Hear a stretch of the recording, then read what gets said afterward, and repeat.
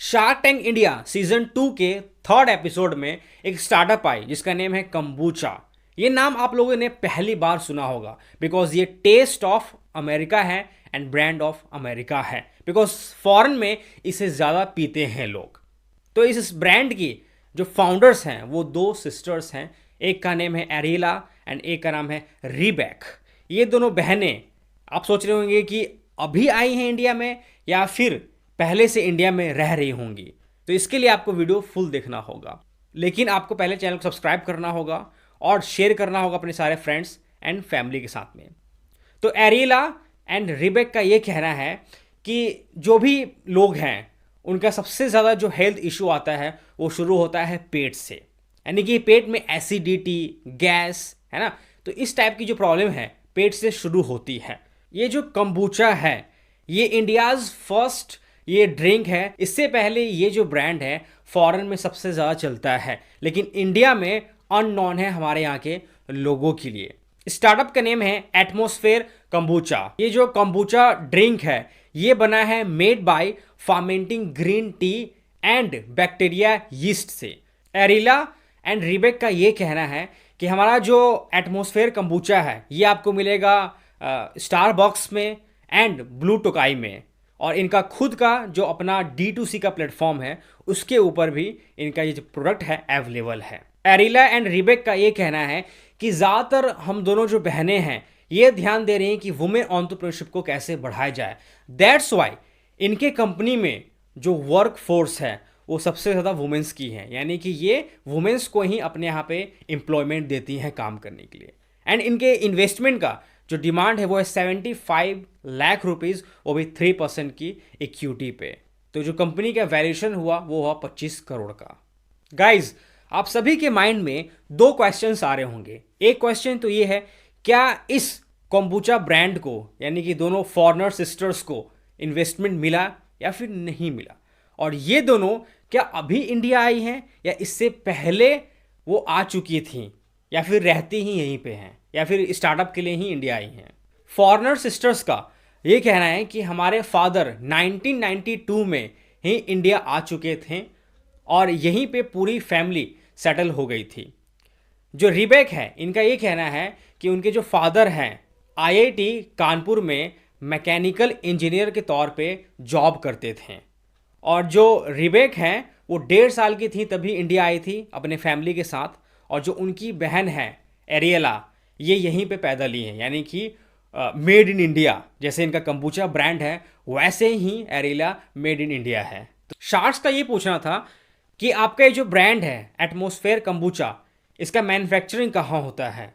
तो रिबेक का कहना है कि दिल्ली में ही उनका मैन्युफैक्चरिंग यूनिट है और यहाँ पर वो काम कर रही हैं, और सबसे ज़्यादा वो वुमेन एंटरप्रेन्योरशिप में ध्यान दे रही हैं। वुमेन एम्पावरमेंट होना ज़रूरी है। शार्क्स ने पूछा कि आपका ये जो एटमॉस्फेयर कंबूचा है इसका क्या मार्केट साइज होगा। तो इन दोनों सिस्टर्स का कहना है अभी तक तो इस कंबूचा का मार्केट साइज अभी कैलकुलेटेड नहीं है, लेकिन अगर हेल्थ मार्केट साइज की बात करें अगर हम लोग तो ये 15,000 करोड़ का मार्केट है।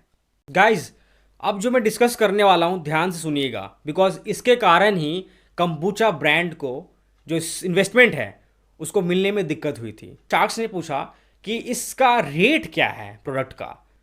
तो दोनों सिस्टर्स का ये कहना है कि 220 रुपये में हम इसे सेल करते हैं।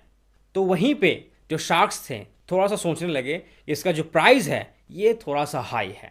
प्राइस हाई है एंड एक सबसे बड़ी जो रीज़न है इसका नहीं चलने का वो है कि ड्रिंक का जो मार्केट है वो बहुत ज़्यादा डेड मार्केट है। इसके अंदर बहुत ज़्यादा प्रॉब्लम्स होती हैं। लाइक शार्क्स का ये कहना है, लाइक मैं एग्जांपल देता हूँ अमन गुप्ता का।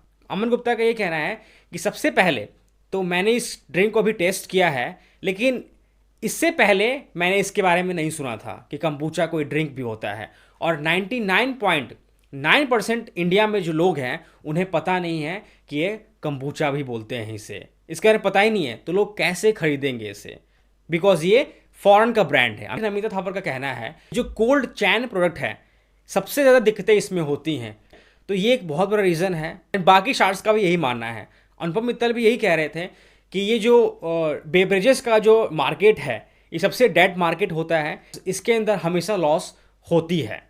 तो इनका सेल्स जो है 2022 से 23 तक का 1 करोड़ का सेल्स है, जिसमें से जो 40% इनका सेल्स है वो ऑनलाइन से आता है और 60% जो सेल्स है वो B2B मार्केट से आता है। रिटेल शॉप्स वाले जो हैं वो 35% का मार्जिन लेके जाते हैं और जो कैफ़े वाले हैं वो 40% का मार्जिन ले लेते हैं।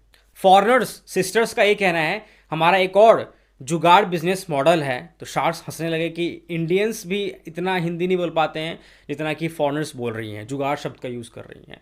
तो इन दोनों सिस्टर्स का कहना है कि हम जुगाड़ पे यानी कि ट्रेन्स जो हैं, जो भी स्टेशन के नियरेस्ट अगर उनका मैन्युफैक्चरिंग का यूनिट होगा तो वहाँ पे एक जो आइस कूल बॉक्स होता है उसके अंदर ये कंबूचा को डाल के और ट्रेन्स में भी ये लोग सेल करते हैं। तो ट्रेन्स में सेल करने का रीज़न क्या है?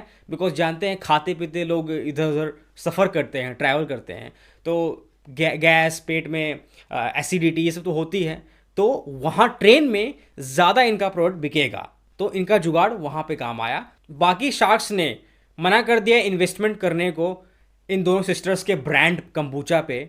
रीज़न ये था, पहले तो प्राइस हाई है और इंडियन मार्केट में इसका नेम किसी ने अभी तक नहीं सुना है कंबूचा के नेम से, तो इसे लोग एक्सेप्ट नहीं करेंगे, सेल्स नहीं आएगी। तो ये फॉरेन में ब्रांड ज़्यादा चलती है कंबूचा, लेकिन यहाँ पे लोग इसे नहीं जानते हैं। तो अनुपम मित्तल ने सोचा कि ये बेचारी दोनों फॉरेनर्स जो हैं काफ़ी ज़्यादा उम्मीद लगा के आई होंगी, तो इन्हें एक ऑफ़र देना चाहिए।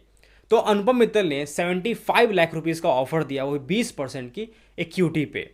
तो दोनों फॉरेन सिस्टर्स ने काउंटर किया कि 8% इक्विटी क्या आप ले सकते हैं, तो अनुपम मित्तल ने मना कर दिया। तो वहीं पे डील हो गई क्लोज, यानी कि नो डील नहीं हुई। अब हम बात करते हैं कि रीज़न क्या है। तो देखिए, हम कुछ वीडियोस में पहले ही बात कर चुके हैं कि अगर आप स्टार्टअप कर रहे हैं तो उसके अंदर पहले तो आप कैटेगरी सेलेक्ट करके आइए, जो कैटेगरी जिसमें आपका जो कैश बर्न है वो कम होता हो, डेड मार्केट ना हो। जैसे अनुपम मित्तल का कहना है कि जो बेवरेजेस का जो मार्केट है ये सबसे ज़्यादा डेड मार्केट होता है, इसके अंदर पैसा बहुत ज़्यादा फंसता है, इसके अंदर लॉस होना ही होना है। और दूसरा जो मार्जिन है एंड तीसरा जो प्राइस है, प्राइस आपको सबसे ज़्यादा कम रखना है। कम प्राइस पे ध्यान देंगे तभी आपका प्रोडक्ट चलेगा, और एक ऐसा ब्रांड जो कि हमारे इंडियन मार्केट को में सूट करे, लोग जानते हो, खरीदे। नहीं तो कुछ भी आप लेके आएंगे तो उस पर आपको इन्वेस्टमेंट नहीं मिलेगा। तो ये जो पॉइंट्स है, स्किल्स हैं, ये नोट करने वाली है। तो यहाँ पे फॉरेनर सिस्टर्स जो हैं काफ़ी ज़्यादा निराश हो गई और उन्हें इन्वेस्टमेंट नहीं मिला। तो फिर यही था आज का वीडियो। आई होप आपको पसंद आया होगा। मिलते हैं आपसे किसी नेक्स्ट वीडियो में।